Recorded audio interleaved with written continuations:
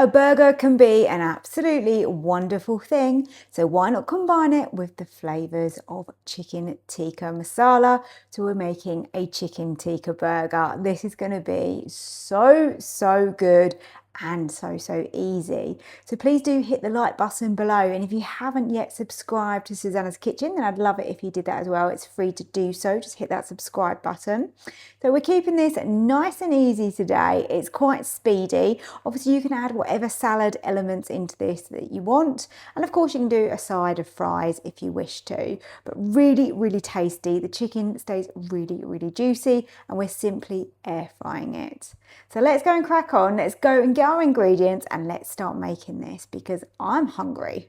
So we're making chicken tikka burgers. So I've got a couple of chicken breasts here. I'm just doing this for 2 people, and of course you can serve whatever you like with them.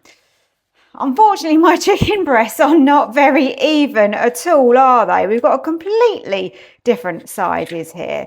So I'm going to trim off any little nasties.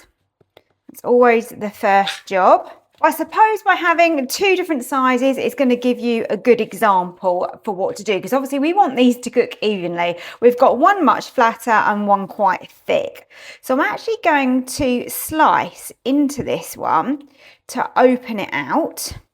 And then what I'm going to do is I'm going to use a bit of parchment paper, and I'm just going to give a little bash. I'm going to give this one a bash as well, just so that this end is not quite as thick. Make the chicken breast a bit more even, but it's more this one that needs a bit more work. Okay, so we've got completely different shapes, but they are thickness-wise a bit more even.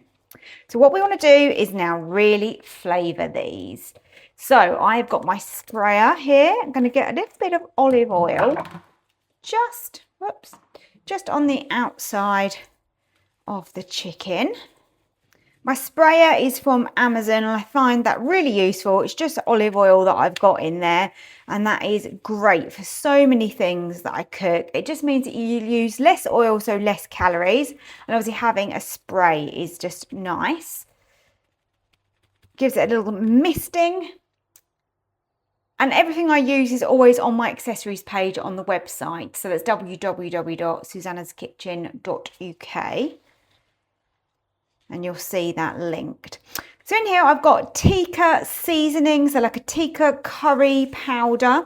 Now you can make your own by putting together some spices. You can buy it in the supermarkets. It's really down to you what you wish to do. So let's get some of that on the outside of that chicken, and you can see you want a couple of tablespoons worth.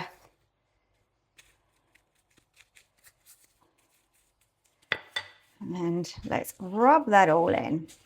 So the nice thing about this is we're not only going to be serving it in a bun with some salad, we're going to be adding in also some mango chutney. Probably a little bit of extra mayo as well, but the mango chutney is really going to work so well with the tikka flavouring. So that is all there is prep wise to do, and then these are going to go onto air fry on 180 for about 20 minutes. These aren't too thick, so they might be cooked a little bit sooner, but I'm going to use my meat thermometer to check them, get them cooked so they're nice and juicy still. So I'll be checking them after sort of probably 15-16 minutes. And then just depending on the thickness of your breast is going to be how long that they take. Again, my thermometer is linked on the accessories page. I use that all of the time, and that is exactly what it looks like.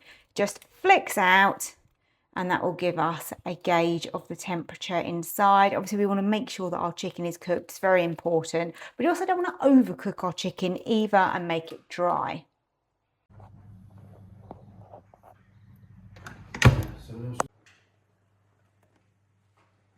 I've air fried my chicken tikka breasts, and they only took 15 minutes due to the thickness.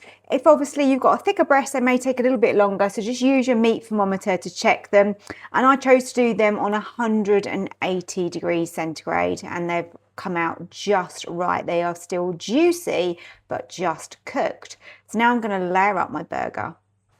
So I've got mango chutney on the bottom of my bun. I've added my lettuce and I've added my very juicy chicken tikka breast. I've added some sliced tomato and some onion, and then we've got some mayo on top of our bun. Here is my chicken tikka burger. We've got lettuce, tomato, red onion, and of course that mango chutney in there, plus some mayonnaise. I've got extra mango chutney on the side for dipping. So delicious. Give it a try and let me know what you think.